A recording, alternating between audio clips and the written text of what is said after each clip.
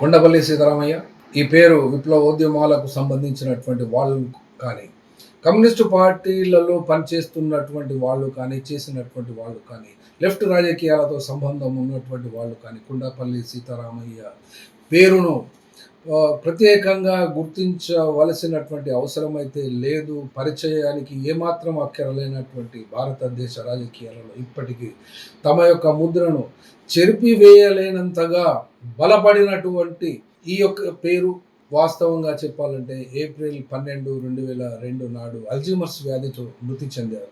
భారతదేశ విప్లవోద్యమానికి కొండపల్లి సీతారామయ్య దిశానిర్దేశం చేసినటువంటి వ్యవసాయ విప్లవానికి విడదీయరాని బంధాన్ని భారతదేశ వ్యాప్తంగా ఎంతమంది స్మరించుకుంటున్నారో, ఇవాళ మౌనంగా ఎవరు తలుచుకుంటున్నారో, ఎంతమందికి తెలిసి ఉంటుంది అనబడేటువంటి విషయానికి అయితే మేమైతే చెప్పలేము. కానీ నూతన ప్రజాస్వామిక విప్లవానికి వ్యవసాయ విప్లవం మాత్రమే అనివార్యంగా విజయవంతం చేయాల్సిందన్న ప్రతిపాదన, ఆ యొక్క సిద్ధాంతం పునాదిగా దాదాపు దేశవ్యాప్తంగా 19 నుండి 20 రాష్ట్రాలలో విస్తరించినటువంటి రాజకీయ పార్టీ నేటికి కోట్లాది మందికి ఆత్మస్థైర్యాన్ని ఇచ్చి ఒక ఆయుధంగా తమ చేతిలో ఉంచి సజీవంగా నడిపించినటువంటి ఇన్ని సంవత్సరాలుగా ఆ యొక్క ఆయుధాన్ని, మనస్థైర్యాన్ని కూడా ఇచ్చి చిరస్మరణీయంగా తాను గుర్తుండిపోయేలా చేసినటువంటి ఆ యొక్క వ్యవసాయ విప్లవం, ఆ యొక్క వ్యవసాయ విప్లవంపై ఆధారపడి ఉన్నటువంటి నూతన ప్రజాస్వామిక విప్లవ భావనను మరియు ఆ విప్లవాన్ని విజయవంతం చేయాలని రాబోయే తరాలు కూడా ఎప్పుడు కూడా ఈ యొక్క చరిత్రను చదవకుండా కొత్త చరిత్రను లేదా కొత్త మార్గాన్ని లేదా కొత్త పద్ధతులను భారతదేశంలో వ్యవసాయ విప్లవానికి కానీ నూతన ప్రజాస్వామిక విప్లవాన్ని విజయవంతం చేయాలనేటువంటి ఆలోచన ఎవరికి ఉండకపోవచ్చును.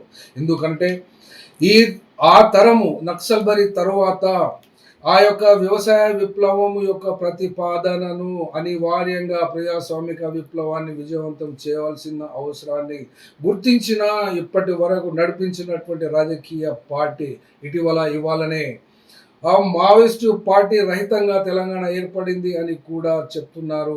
దేశవ్యాప్తంగా ఆల్రెడీ మావోయిస్ట్ పార్టీ నిర్మూలించబడింది అని కూడా చెప్తున్నారు. కానీ ఈ యొక్క బలబలాల పోరాటంలో, అనగా రాజ్యం చేతిలో కానీ విప్లవ వ్యతిరేక శక్తులతో కానీ పోరాడినటువంటి యొక్క ఆలోచన ఆత్మహత్య అయితే చేసుకోలేదు, హత్య మాత్రమే చేయబడింది. హత్య చేయబడినటువంటి విషయాన్ని ఎంతమంది తలుచుకుంటున్నారో లేదో తెలియదు. కానీ విజయవాడలోనైతే కొండపల్లి సీతారామయ్య మెమోరియల్ కమిటీ పేరుతో ఇవాళ సంస్మరణ సభ అయితే జరుగుతున్నది.